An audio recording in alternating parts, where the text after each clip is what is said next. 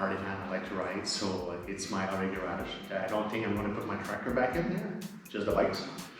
That's it, and I'm going to keep it clean. I'm going to take my shoes off when I come in my garage now.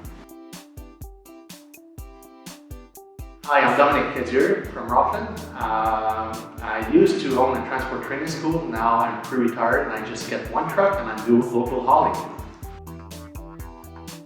The process, I did call Zach, and right away on the same day he called me, and I was really impressed on the same day we met. He came to my house, explained to me really clearly how it would be done, and the way he talked to me, the job was sold. The garage, before we did the renovation, there was cracks in them, there was a spot of stain, rust stain, and also oil spot.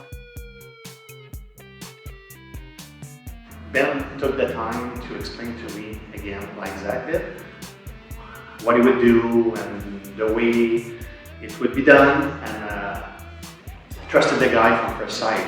And Bruno, his helper, such a good guy.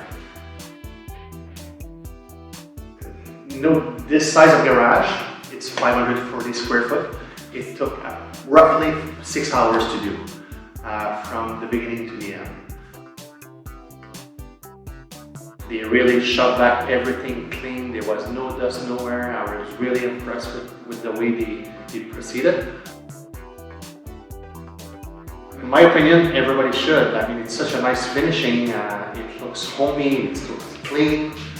I'm really, really impressed with the product. And to me, I'm a really fussy guy.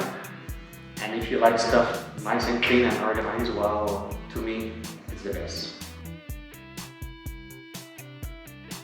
And honestly, Zach, I tried to negotiate the price, and there was no negotiation. And I really like that. As a businessman, he has confidence in his work, and I really, really appreciate that. And I didn't hesitate to go with him.